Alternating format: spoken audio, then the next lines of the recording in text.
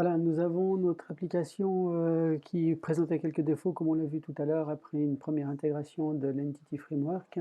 Nous allons voir maintenant comment, améliorer les choses. Heu, Tout d'abord, nous allons commencer par, modifier légèrement la manière d'accéder à la base de données, en utilisant un mécanisme, d'injection de dépendance qui est offert, et qui est nouveau par, la version Core du, Entity Framework et qui est un peu plus propre que la manière dont nous avons procédé jusqu'ici. Ici, nous avons, effectivement, si je reprends mon home controller, nous avons créé notre, view model, nous avons instancié le contexte, ici et nous l'avons instancié, dans chacun des contrôleurs pour ensuite, le stocker, dans notre, l'utiliser pour, générer nos données. Ce que nous allons faire ici, c'est que nous allons, créer un service, de base de données et qui va ensuite être injecté dans chaque contrôleur. Alors la première chose à faire, ça va être de créer ce service qui sera configuré au moyen, d'un fichier, JSON. Il s'agit ici du, appsettings.json que l'on trouve ici. Alors, dans notre appsettings.json, nous allons commencer par, rajouter une définition pour notre, base de données. Nous créons une section connection strings qui va contenir diverses manières, diverses références à des bases de données.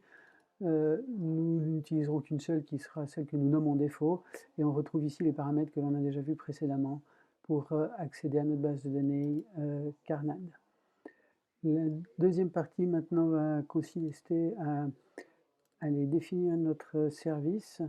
Alors nous reprenons le startup.cs qui fait la configuration de départ de notre application et nous voyons qu'une des méthodes qui est proposée est la configuration des services. Ici, nous allons rajouter une ligne où nous allons définir un DB contexte, ajouter un DB contexte en tant que service.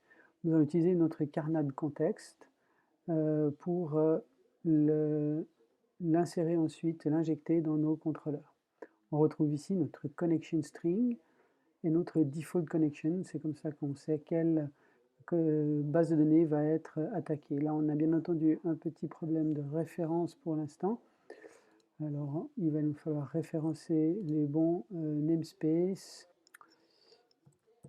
using Microsoft.Entity Framework Core. C'est de là que cela vient. Le use SQL Server. Voilà, notre service est maintenant configuré. Il sera automatiquement injecté dans les contrôleurs.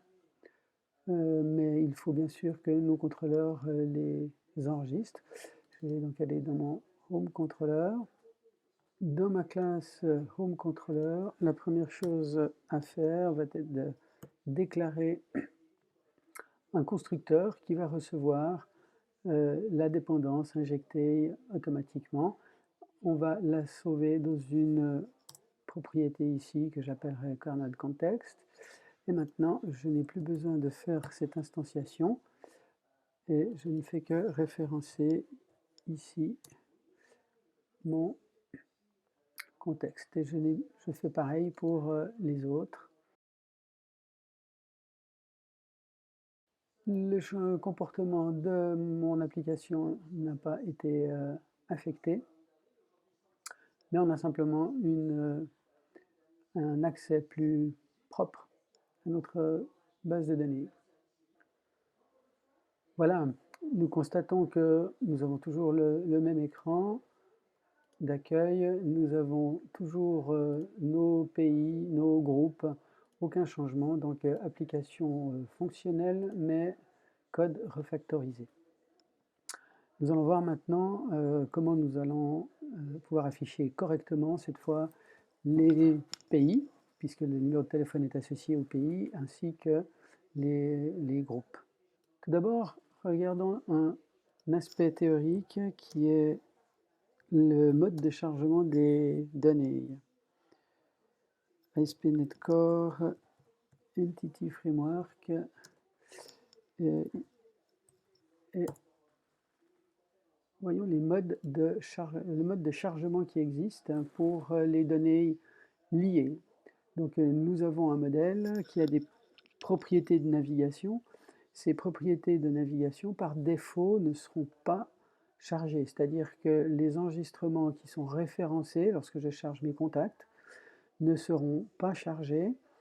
Le mode de chargement par défaut appliqué par l'Entity Framework out of the box, c'est le mode qu'on appelle Lazy Loading, qu'on va retrouver ici, sur la fin. Ce mode-là signifie que les données ne vont pas être chargées tant qu'on ne cherche pas à y accéder. Pour une raison que je n'ai pas élucidée, le lazy loading tel que nous l'avons utilisé dans l'application jusqu'ici ne fonctionne pas. Plutôt que de le faire fonctionner, je vais plutôt appliquer le mode eager loading. Le mode eager loading consiste à tout de suite charger, dès qu'on en aura besoin, les données, et en réalité dès qu'on va les chercher dans notre contrôleur. Ce mode est un meilleur mode à utiliser dans une application web, tout simplement parce que les applications web ont un mode de fonctionnement où le temps de vie des données est extrêmement court, c'est le temps d'une requête. Et donc, il est judicieux d'utiliser plutôt un mode eager loading dans des applications web, ce qui est notre cas. Voilà, alors pour réaliser le eager loading, on voit ici que nous avons à faire appel à une méthode include qui va nous dire directement, qui va indiquer directement à l'Entity Framework qu'il doit aller chercher des données qui sont liées. Si nous revenons dans notre application, il va nous falloir l'arrêter. Ici, reprenons notre Home Controller.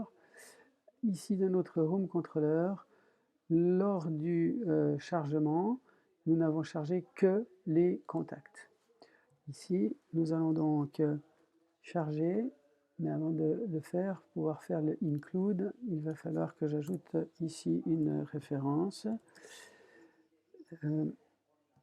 qui est à nouveau notre Entity Framework Core. Et maintenant, ici, le eager loading va pouvoir être appliqué. Je vais inclure, qu'est-ce que je vais inclure? Je vais inclure tous les éléments C tels que C.country par exemple. Voilà, qui va nous afficher nos, qui va nous charger nos country. Je vois que j'ai une erreur car maintenant le résultat va être une liste.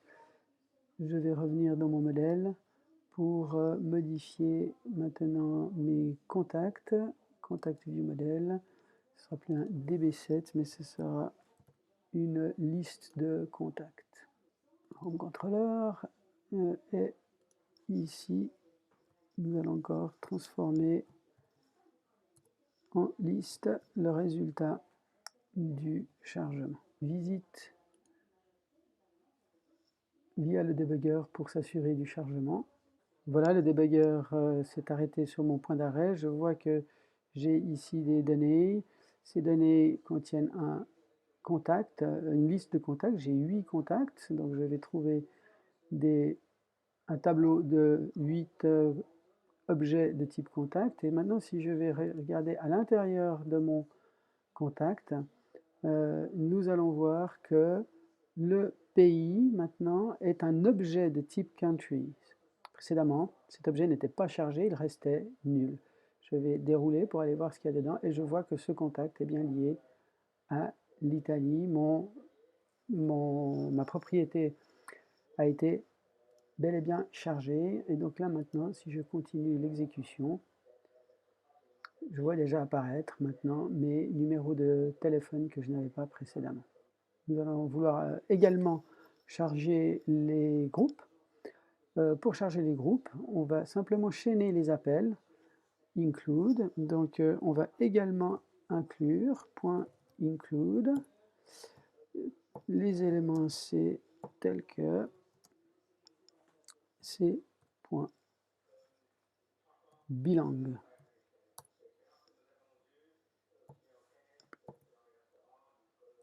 Voilà. Ici, si j'allais maintenant interroger via le debugger les données chargées, je constaterai que j'ai bien des objets belong qui ont été chargés, mais ceux-là ne me servent encore pas véritablement puisqu'il s'agit d'une table intermédiaire et je n'aurai que l'ID du groupe auquel la personne appartient. Donc ici maintenant, ce que je vais vouloir faire, c'est également aller charger au-delà de la table bilang, et cela se fait avec un nouveau chaînage qui est un then include, et là nous allons charger g.group. Voilà. À noter que ici on atteint un petit peu les limites de l'intelligence de l'IDE. Il n'a pas réussi à reconnaître que le groupe était au-delà de la table bilang. On va quand même s'en assurer en lançant notre debugger à nouveau. Voilà, à nouveau notre debugger arrêté, à nouveau nos données, nos 8 contacts. Si je vais regarder mon deuxième contact, cette fois, nous allons voir qu'il appartient à deux groupes. Ces deux groupes, ici, sont ici, group. Il appartient au groupe famille et il appartient également au groupe tennis.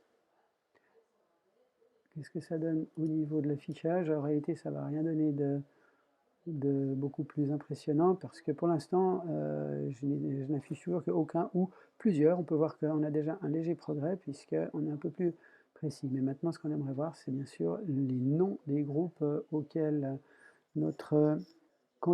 chacun de nos contacts appartiennent.